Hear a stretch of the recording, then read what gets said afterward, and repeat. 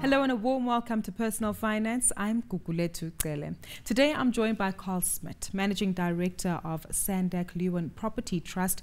Now, that's to take a look at some of the reasons, which include heightened security, affordability, and more communal way of life, which include a sectional title living, has been very popular over the last decade. However, as popular as it may be, sectional title ownership remains highly misunderstood in terms of ownership responsibilities and legalities. And this often takes a significant approach, especially when there are damages that are caused to the property and someone has to fork up the bill for it. Carl joins me now to take a closer look as to who might be responsible, especially when it comes to weather-related damage to property. Carl, so good to have you with us on the show today.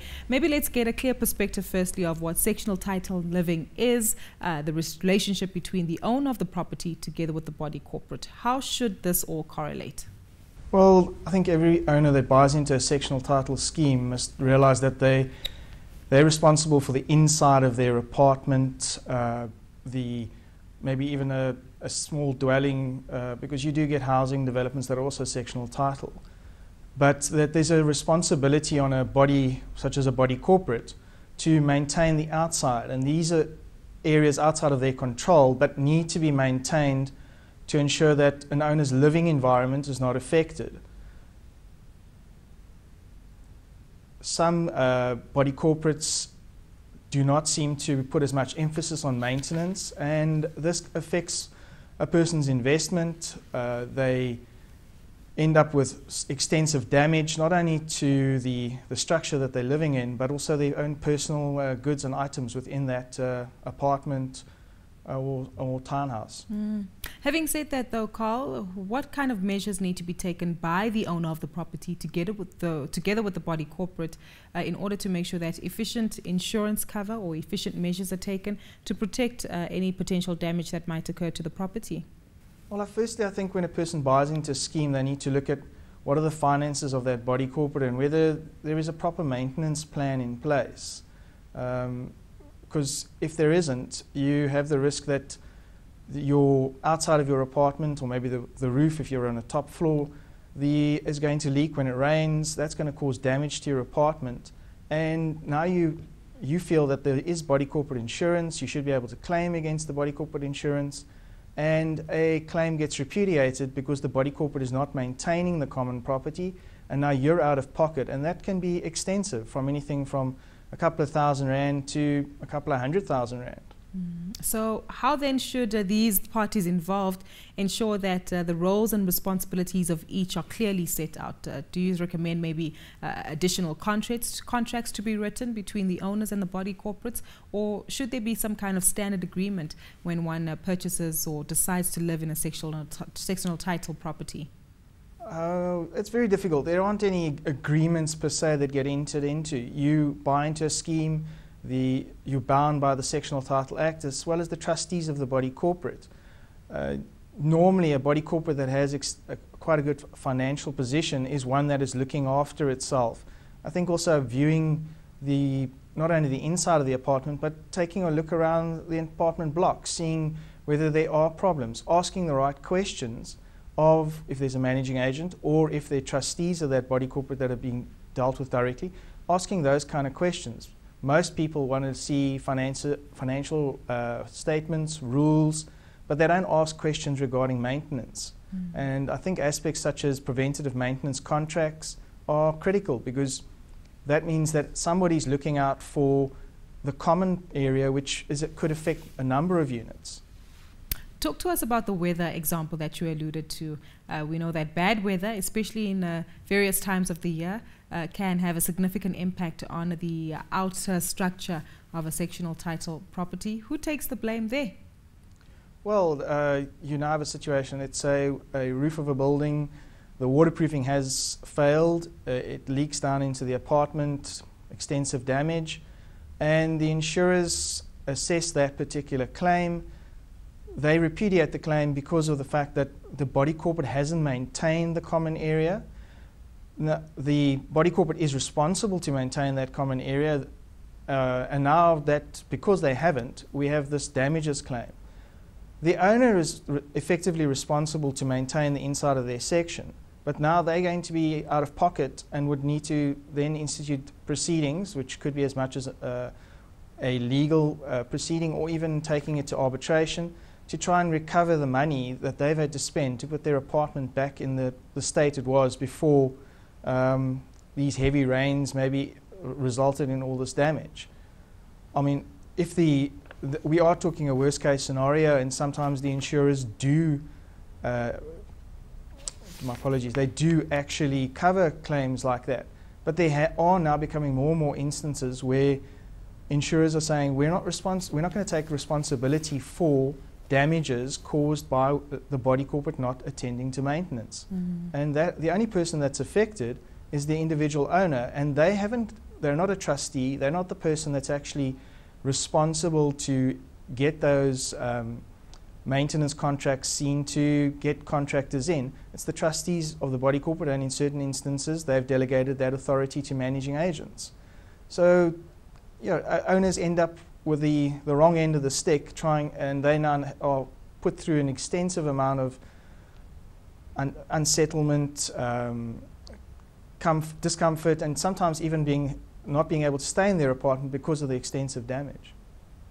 Carl, this brings us to the all-important issue of insurance. Then when can the owner of the property, or either the body corporate, actually claim for these damages for insurance, and are there nitty-gritty terms and conditions that might apply to the insurance claims here?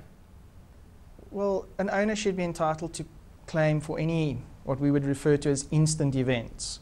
If, for instance, there was their balcony flooded due to a large amount of rain, that would then be an insurance claim. It's an unforeseen item. If there was a tiled roof, the roof was damaged by wind, and it was raining at the same time, those are all kind of unforeseen instant events. A pipe that maybe bursts that's in the ceiling, that can also be put down as an insurance claim. The problem does exist when a claim comes through, and it's as a result of, as I've mentioned earlier, wear and tear, which is because an area hasn't been maintained, or poor workmanship on the part of a contractor, or a building defect. We've had an instance where a claim of 220,000 Rand has been repudiated because of a contractor not following correct procedures. And that is obviously, after a bit of battle, resulted in that owner being compensated by the contractor, purely because the insurers have turned around and said it's not an insurable peril. Having said that, are there key lessons that consumers can learn from this, and maybe potential measures that they can put in place to make sure that they don't end up on the back foot here? Well, I think they need to engage with their body corporates. They need to say, especially if you're somebody that's in an apartment that has a higher risk, such as on the top floor, or if you've noticed that your balcony is prone to flooding, that you engage with them and make them aware of the problem, make them aware that they need to address these kind of issues, or confirmation that they are maintaining the roof, that if there's a potential solution to the flooding of the apartment, that is investigated.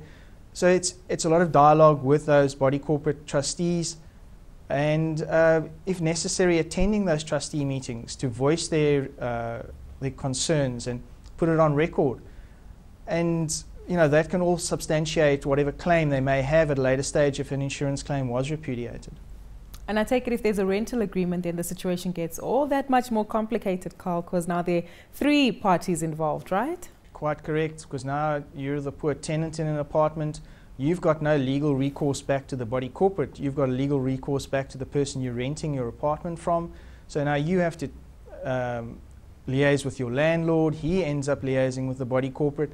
And the tenant is wanting to get a solution. They want to engage with people who are actually making the decisions, and unfortunately they have to go through a middle party who is maybe just as much at sea as what's happening, because they're not involved with the body corporate. It's an investment for them. So now they're having to sort something out, and they've got a disgruntled tenant who's now threatening to move out, and it can become quite messy.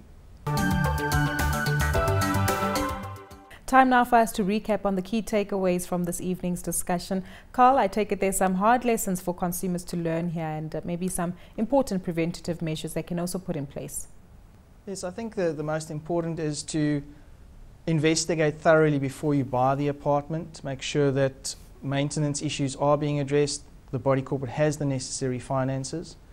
Then, if there are risks once you're in the property, highlight those with your body corporate, with the trustees. Make them aware of the problems, attend trustee meetings, engage with the trustees through the managing agents if necessary, to ensure that those items are being addressed regularly.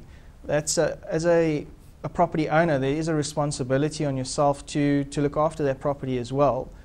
And with there being a body that you aren't in control of, you need to actually speak to those people, and in that way you can prevent being in a situation where you have to now go and litigate or take a matter to arbitration to actually get your money back for putting your apartment in a livable condition.